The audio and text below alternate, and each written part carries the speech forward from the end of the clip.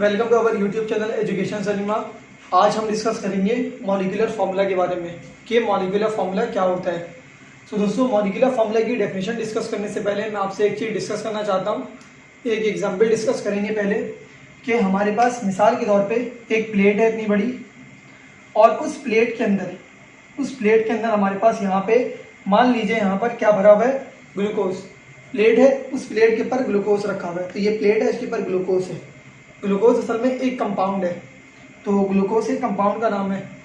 तो इस कंपाउंड में से हमने एक मॉलिक्यूल को चुन लिया। दोस्तों, इस मॉलिक्यूल, ये जो एक मॉलिक्यूल है जो ग्लूकोज कंपाउंड है, उसका फॉर्मूला क्या है, C6H12O6। तो इस मॉलिक्यूल का फॉर्मूला भी होगा C6H12O6।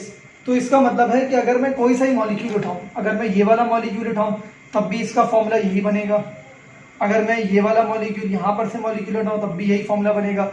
अगर मैं यहाँ से मॉलिक्यूल उठाऊं तो तब भी यही फॉर्मूला बनेगा, क्योंकि जो पूरा कंपाउंड है ये छोटे छोटे मॉलिक्यूल से मिलकर बना हुआ है, बहुत छोटे छोटे मॉलिक्यूल से मिलकर बना हुआ है। तो इन सारे मॉलिक्यूल का फॉर्मूला एक ही है और वो है C6H12O6। तो मैंने एक मॉलिक्यूल उठा लिया और वो मॉलिक्यूल का फॉर्मूला हमारे पास क्या है, C6H12O6। कोई सा भी उठा सकते हैं मॉलिक्यूल। तो दोस्तों, मॉलिक्यूलर फॉर्मूला क्या बताता है? मॉलिक्यूलर फॉर्मूला हमें किसी भी कंपाउंड के मॉलिक्यूल का फॉर्मूला बताता है। मॉलिक्यूलर फॉर्मूला किसी भी कंपाउंड के मॉलिक्यूल का फॉर्मूला बताता है, पहली चीज। और मॉलिक्यूलर फॉर्मूला बताता है कि उस कंपाउंड के मॉलिक्यूल में कितने एटम हैं और कौन कौन से एटम हैं। मतलब जैसे ये ग्लूकोज है, ग्लूकोज का एक कंपाउंड था, कंपाउंड का एक मॉलिक्यूल उठाया, उस मॉलिक्यूल का फॉर्मूला ये बना। तो इस फॉर्मूले में कार्बन की तादाद कितनी है, 6 है। H, हाइड्रोजन की तादाद कितनी है, 12 है। और ऑक्सीजन की तादाद कितनी है, 6 है। तो इन सबकी तादाद बता रहे हैं। 6 कार्बन है, हाइड्रोजन 12 है और ऑक्सीजन 6 है। कोई भी बंदा, कोई दूसरा बंदा होता, वो क्या करता, ग्लूकोज का फॉर्मूला ये लिख देता, C6H14O11 ये लिख देता और कहता यार ये ग्लूकोज का फॉर्मूला है। तो वो ये ग्लूकोज का फॉर्मूला नहीं है, ग्लूकोज का फॉर्मूला ये है। अगर मॉलिक्यूलर फॉर्मूला ना होता तो कोई भी बंदा ग्लूकोज का कुछ भी फॉर्मूला बना देता, तो इस तरह गड़बड़ हो जाती पूरी केमिस्ट्री में। तो मॉलिक्यूलर फॉर्मूला दो चीज़ें बताता है, किसी भी कंपाउंड के मॉलिक्यूल का फॉर्मूला बताता है, और दूसरी चीज़ उसके जो कंपाउंड के मॉलिक्यूल के एक्चुअल नंबर ऑफ एटम बताता है कि कौन से एलिमेंट कितने हैं और कौन कौन से हैं। जैसे ये ग्लूकोज के कौन से एलिमेंट है, कौन कौन से एलिमेंट है, एक C है, H है और O है, 3 एलिमेंट है इसके अंदर। और कितने हैं, 6 हैं, 12 हैं और 6 हैं। 6 कार्बन का है, हाइड्रोजन 12 हाइड्रोजन एटम है और ऑक्सीजन 6 है एक मॉलिक्यूल के अंदर। ग्लूकोज के एक मॉलिक्यूल के अंदर 6 कार्बन है, हाइड्रोजन 12 है और ऑक्सीजन 6 है। सो दोस्तों, इसकी डेफिनेशन पढ़ते हैं। The formula which represents the actual number of atom of different elements in a molecule of a compound. मतलब actual number of atoms, actual कितने एटम्स हैं, एक्चुअल नंबर बता रहा है, नंबर बता रहा है कि कार्बन कितने हैं, हाइड्रोजन कितने, ऑक्सीजन कितने। डिफरेंट एलिमेंट डिफरेंट है, ये कार्बन अलग एलिमेंट है, हाइड्रोजन अलग एलिमेंट है और ऑक्सीजन अलग एलिमेंट है। तो यही कह रहा है, in a molecule of a compound, किसी भी कंपाउंड के मॉलिक्यूल के बारे में बता रहा है। तो दोस्तों, ये रही आज की एक्सप्लेनेशन मॉलिक्यूलर फॉर्मूला के बारे में। आज हम डिस्कस करेंगे इंपेरिकल फॉर्मूला के बारे में कि इंपेरिकल फॉर्मूला क्या होता है। तो दोस्तों, डेफिनेशन डिस्कस करने से पहले हम इसकी एग्जाम्पल डिस्कस करते हैं, उसके बाद हमें डेफिनेशन खुद ही समझ में आ जाएगी। सो दोस्तों, स्टार्ट करते हैं इसको। हमारे पास एक मॉलिक्यूल है, उसका मॉलिक्यूलर फॉर्मूला लिखा हुआ है C2H2। एक मॉलिक्यूल है, उसका फॉर्मूला लिखा हुआ है C3H12। एक मॉलिक्यूल है, उसका फॉर्मूला लिखा हुआ है C2H6। एक और मॉलिक्यूल है हमारे पास, उसका फॉर्मूला लिखा हुआ है यहाँ पे C6H12O6। इस तरह हमारे पास ये 4 हैं, इन चारों के मॉलिक्यूलर फॉर्मूला लिखे हुए हैं। और इस साइड पे जो लिखे हुए हैं ये हमारे पास है इंपेरिकल फॉर्मूला। सो दोस्तों, मॉलिक्यूलर फॉर्मूला से इंपेरिकल फॉर्मूला कैसे बन गया?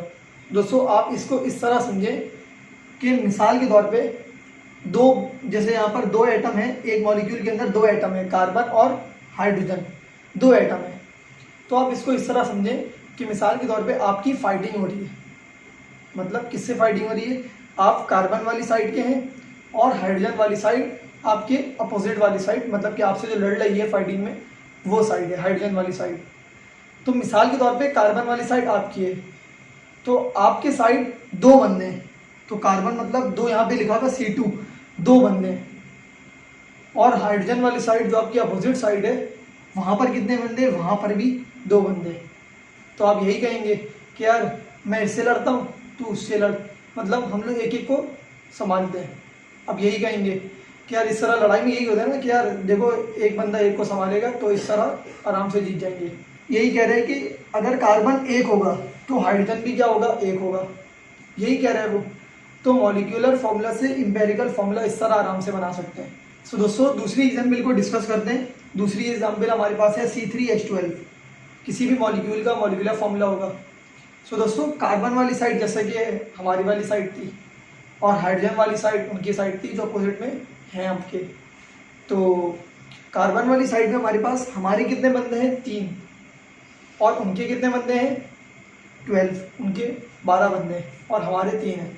तो इसका मतलब ये है कि हमें हमारे एक बंदे को उनके 4 बंदों को संभालना है, मतलब उनके 4 बंदों से हमें लड़ना है। हमारा एक बंदा उनके 4 बंदों से लड़ेगा।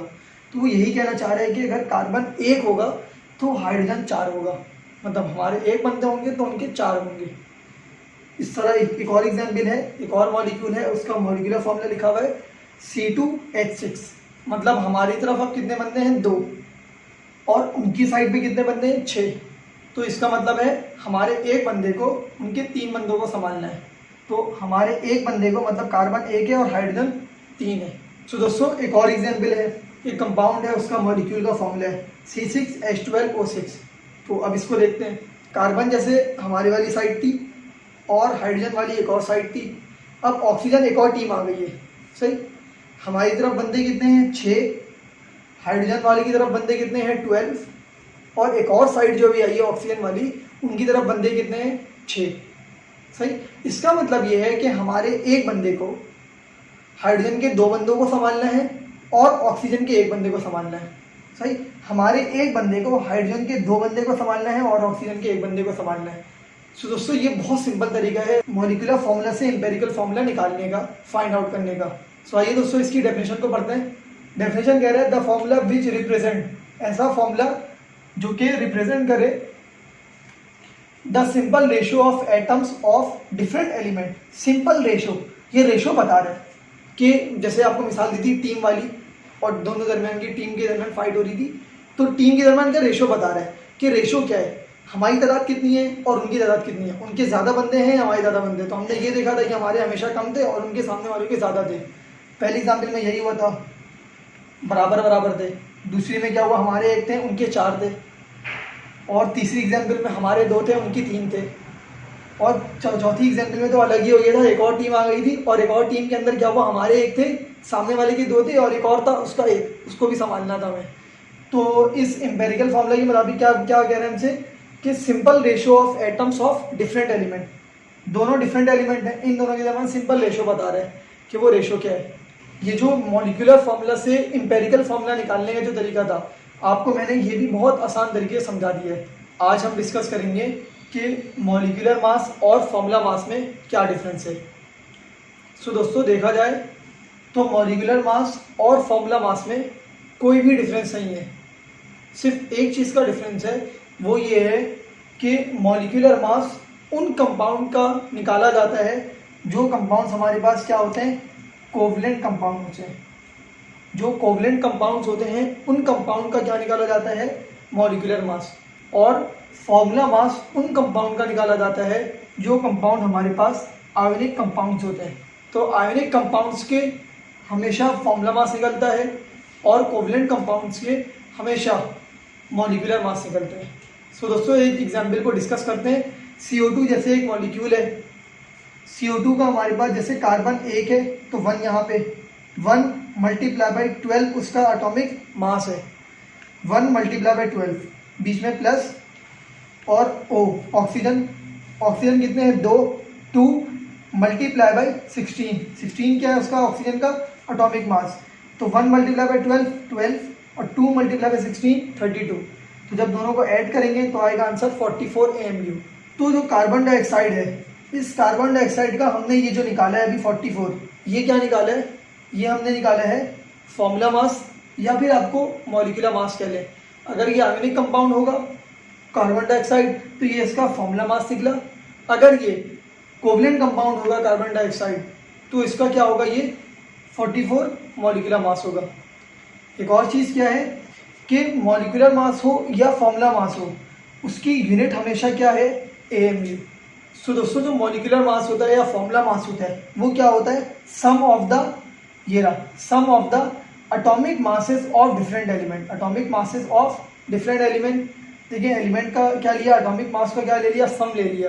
तो ये क्या आ रहा है हमारे पास, मॉलिक्यूलर मास और फॉर्मूला मास। सो दोस्तों ये डिस्कशन थी इसकी कि मॉलिक्यूलर मास और फॉर्मूला मास में क्या डिफरेंस है। सो दोस्तों उम्मीद करता हूँ हमारी ये वीडियो आपको ज़रूर पसंद आई होगी। हमारे इस चैनल एजुकेशन सिनेमा को ज़रूर सब्सक्राइब करें और हमारी इस वीडियो को ज़रूर लाइक करें। अगर आपका कोई सवाल है इससे रिलेटेड तो आप हमसे कमेंट में ज़रूर पूछें। मिलते हैं नेक्स्ट वीडियो में। Thank you.